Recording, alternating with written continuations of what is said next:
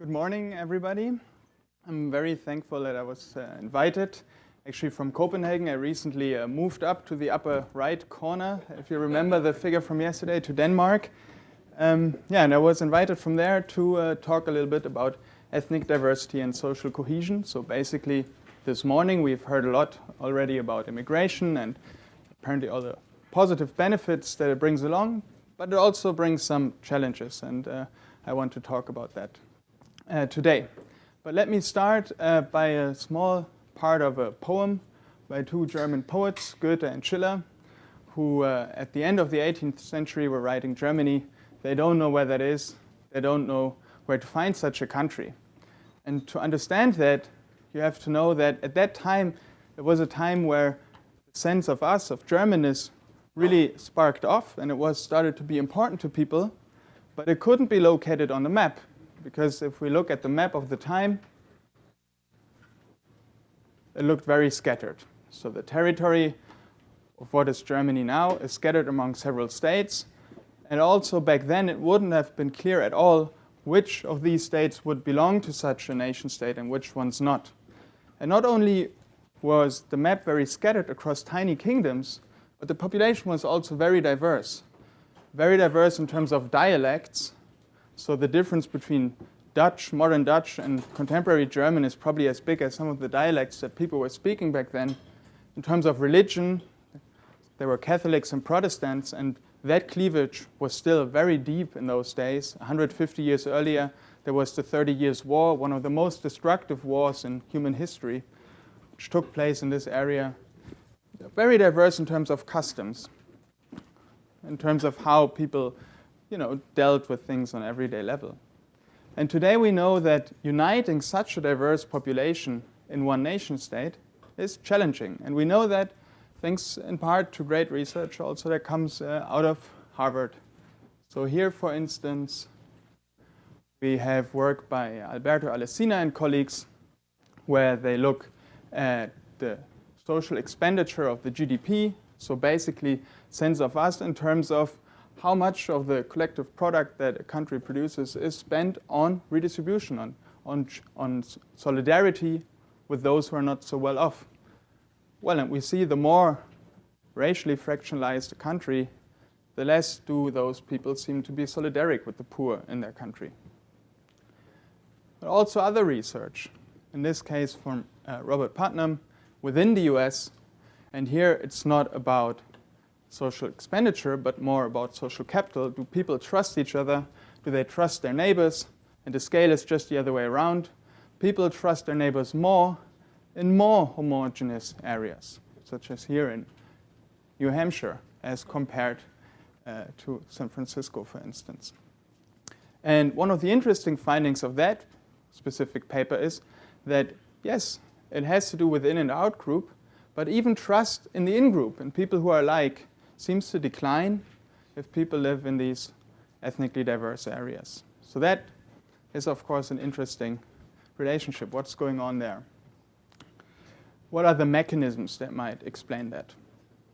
Well, over the past decades, several mechanisms have been proposed, and I think we can summarize them as broadly three types. So starting from the lower one, obviously, what we've discussed already a lot, in-group, out-group favoritism, threat, my economic position might be undermined, things like that.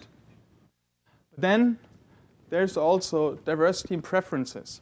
So if people want very different things, it's tough to agree. Ricardo yesterday said it's tough to agree on what we should teach in schools. It's also tough to agree on maybe what's appropriate behavior at the beach. If people have very different preferences, it's tough to come together. It's also tough for governments to actually legislate.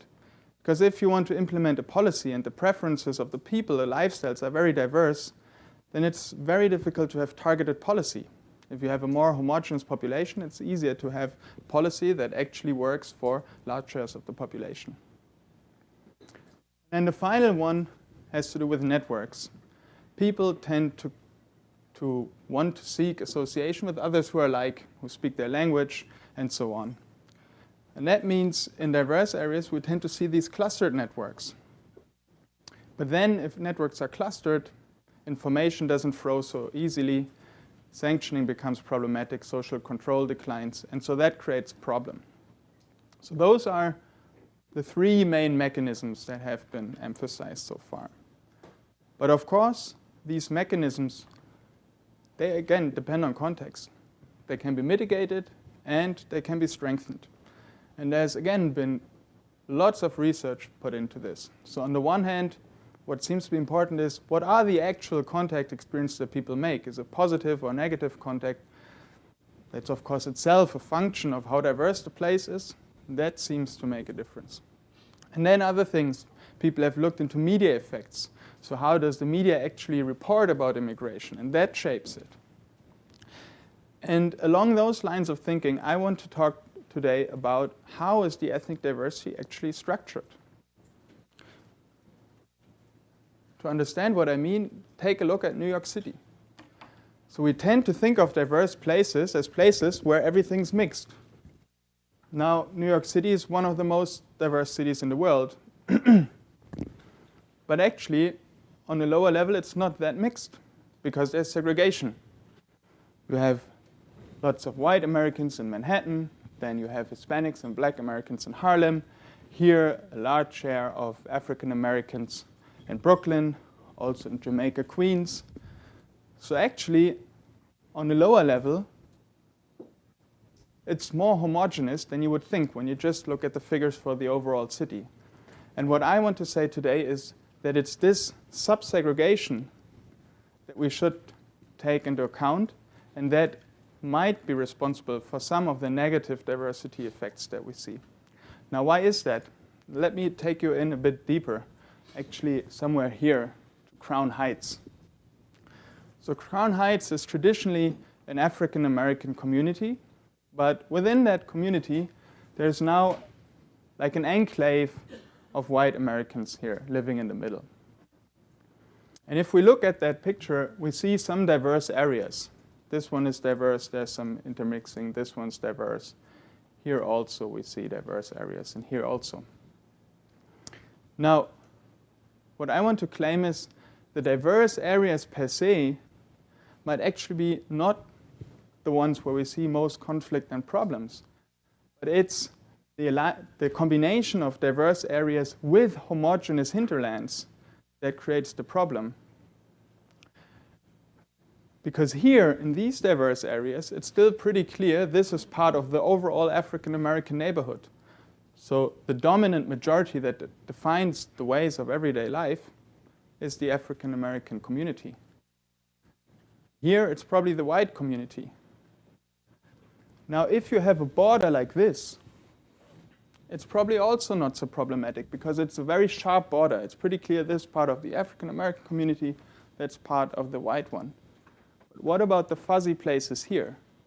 They are not only diverse, they're also contested. It's unclear whether this is still part of our neighborhood or whether it's already part of yours. Okay? And that's exactly what makes it so contentious.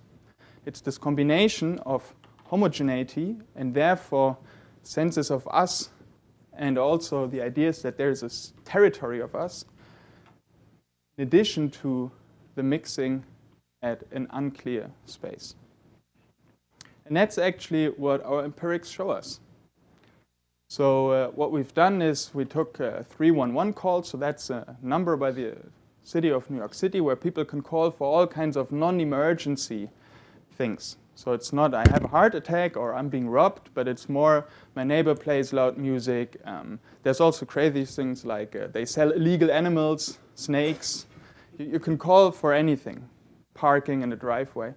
And there's millions of calls, and we coded them according to whether they indicate conflict between neighbors. And now what you see is if you go along the x-axis, so that basically measures the strength of such a border. So here you would be perfectly within one community at the lower end. That could be a homogeneous place, like here.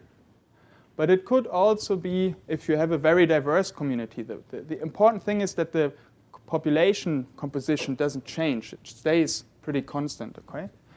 But then if we go to places where from one small block to the next, the population shifts a lot. So there's a shift, say, from an African American to a white neighborhood or from Hispanic to Asian American. The number of conflict calls goes up. And it reaches its maximum exactly at those places that have these fuzzy boundaries, whereas the sharp ones, there it declines again. Okay, so then we wanted to look at that in Germany. We wanted to see how does that actually look over there. So here you have a map of Cologne, which is where I was before I went to Copenhagen. And the first thing, without doing any complex analysis, is no boundaries. I mean, there are places where you have 60% people of immigrant origin as compared to 6%. But they don't form whole neighborhoods that would have boundaries. These places are scattered somewhat across the city. Now, still there's a literature on so-called halo effects that would say people living in this very homogeneous place, where they only have contact to other native Germans, but where in the adjacent neighborhood there's large shares of immigrant origin, they should feel threatened, right? Because they feel their presence and they might feel threatened that they come into their homogeneous place.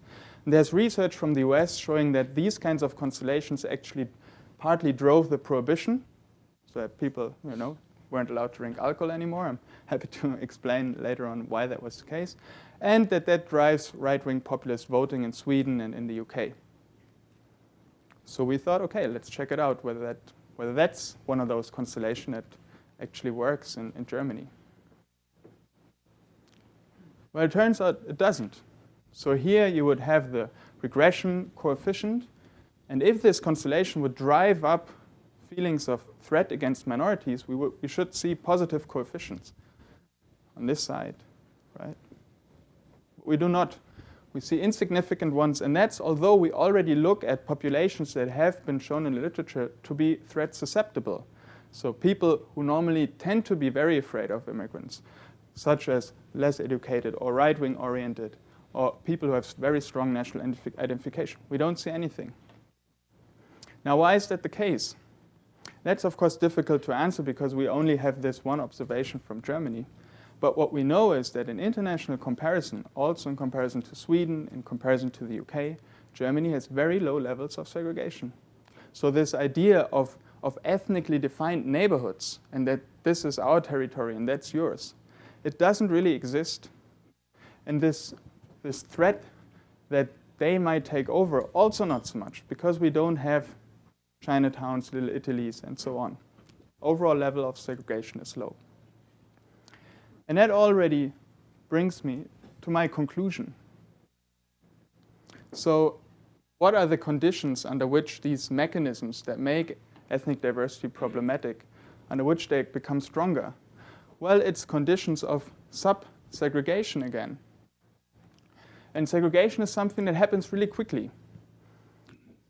So probably if we would take a look around here, who's sitting at which table with whom, we would recognize that there's some level of segregation by the language that people speak, by the country where they come from, and so on. It's something that happens quickly. It's often also a very quick solution to problems, to say, okay, let's have work teams couple up by nationality because they get along well, we don't have to care, or something like that.